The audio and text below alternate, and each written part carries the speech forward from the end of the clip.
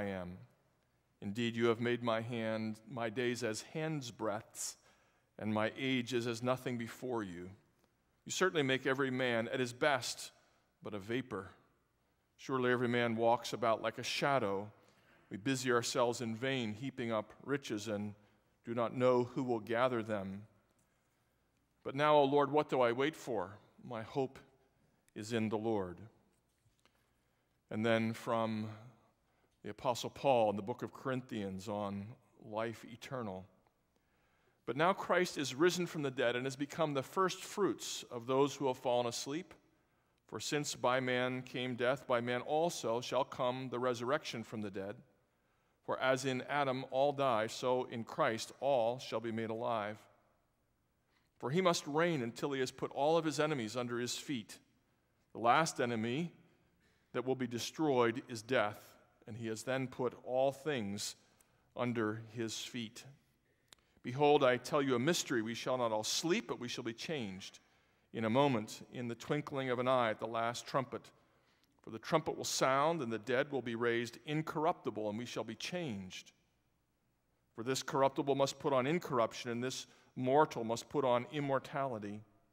So when this corruptible is put on incorruption, and the mortal has put on immortality, then shall be brought to pass the saying, death is swallowed up in victory. And then for all of us in this hour, two well-known words from the Psalms, from Psalm 27. The Lord is my light and my salvation. Whom shall I fear? The Lord is the strength of my life. Of whom shall I be afraid? One thing I have desired of the Lord, this I seek, that I may dwell in the house of the Lord forever, and behold the beauty of the Lord, and inquire of him, seek him in his temple. And then words of comfort for so many ages, the 23rd Psalm. And I invite you to recite along with me. It is in your bulletin on the opposite page. As you wish, if you wish to join me in the family.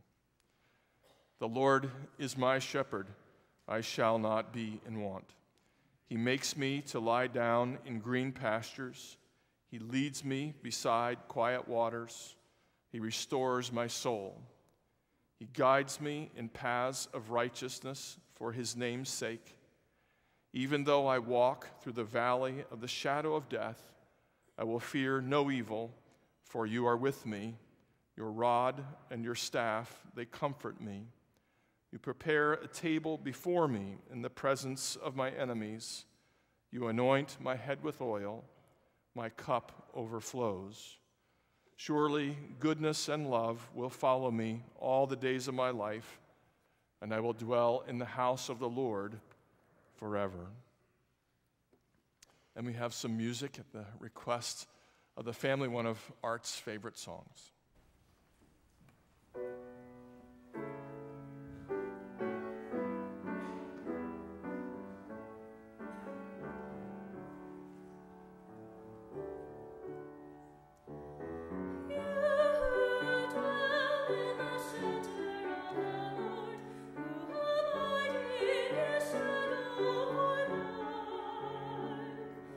Say to the Lord, my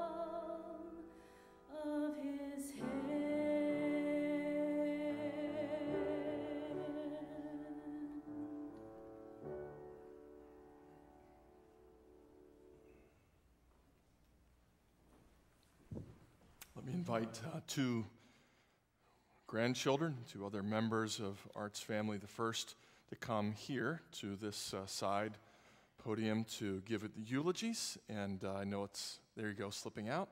And then after a moment, two readings also from the family. Yes.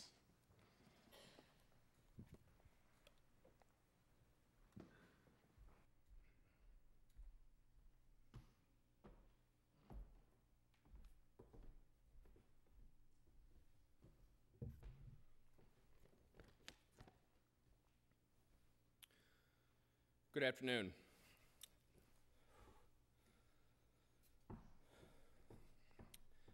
Thank you for gathering here today to pay our respects to Arthur Frank Kerckhoff Junior, my grandfather, whose name I am so proud to bear.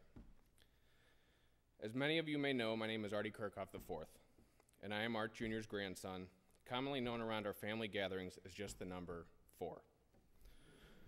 A grandfather is someone who stands as the pillar of wisdom and strength in any family, and ours was no different. I'm grateful to have the opportunity to speak today about my time with my grandfather, as many people do not have the privilege of getting to know a grandparent. Our granddaddy, as we referred to him, was selfless, kind, forthright, and honest. Some may say he was at times a little too honest. He was also someone who kept you on your toes. My grandfather placed a great value on education and hard work, and for this I am truly grateful. I graduated from college in 2001 and immediately went into the real estate industry. This posed the perfect opportunity for my grandfather to take me under his wing. At the time, he was in the midst of transforming our family farm into a golf course and real estate development, known today as Peevely Farms. During this period, I spent quite a bit of time with my grandfather.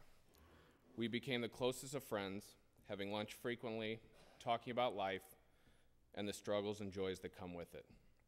Sharing his wisdom and wit, he taught me a great deal about family, business, friendships, and little things like why I should drink Budweiser rather than Bud Light. Holding the history of the family near and dear to his heart, he proudly shared the lives of our ancestors and the family business with me.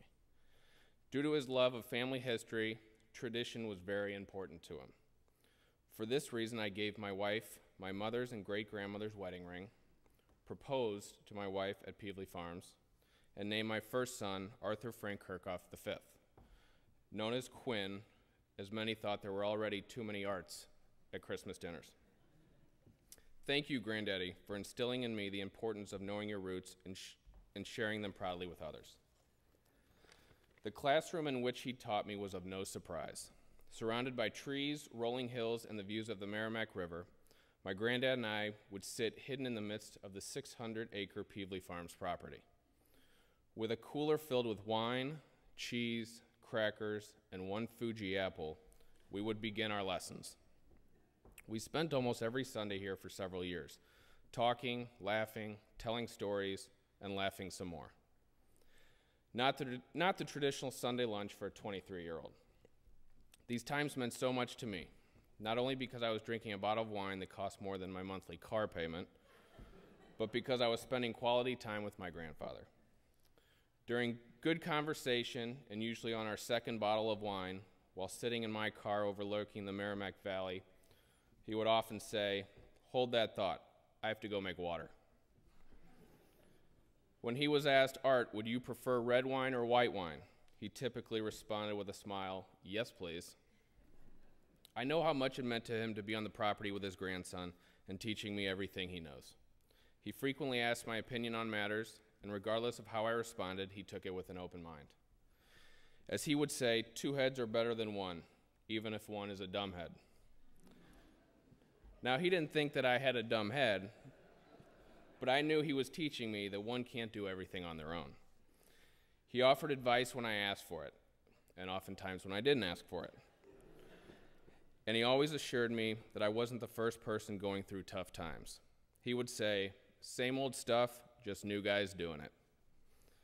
My grandfather loved his family, his friends, his church, traveling, nice wine, and most of all, my grandmother Alice, his wife of 61 years, known to me as I. When visiting my grandfather's office, you would immediately see a 4-foot by 4-foot picture of Alice on his office wall. He always acknowledged how lucky he was to be married to his high school sweetheart, always talking about her with such pride. My grandfather truly believed with all of his heart that nobody could ever compare to his Alice. My grandfather left us on Saturday morning, just 2 days before his 83rd birthday, and I know that the most important thing to him, in others' eyes, was to be respected. My last duty while working with him, that I promised him I would do, was tell everyone about our relationship after he passed. Which is what I stand here today to tell.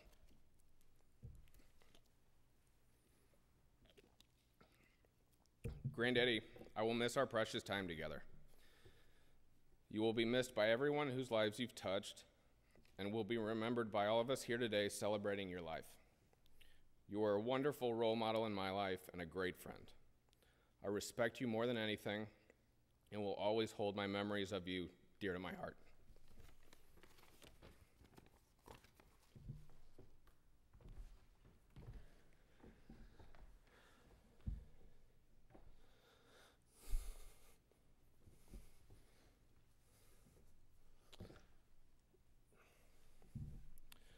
I knew this would be hard, but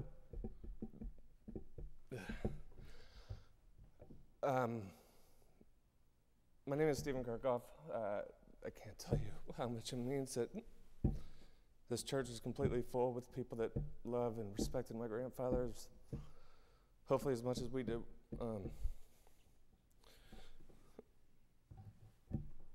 If people look at me and my brother, it's usually black and white. We look the same, but there's not a lot we do the same. He wrote his speech.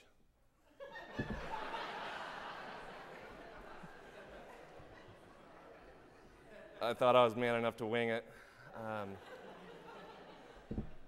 which hopefully I am, and if my grandfather's probably looking at me like, you are man enough and you can do it, and I can.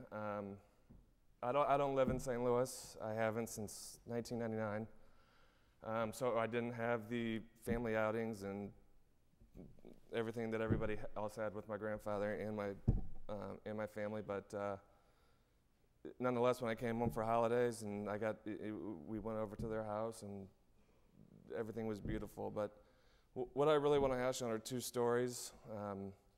One that my grandfather probably told me 5 or 10 times, and one that I tell all my friends whenever I meet him, because it's something I raise my shoulders to, and it's just a great story. And the other one is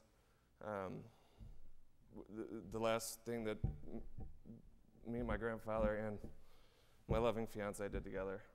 The first story is, as you all well know, it has to do with Peevely Farms. The second story does too. There's no question about that. But the first one is, and he told me about a year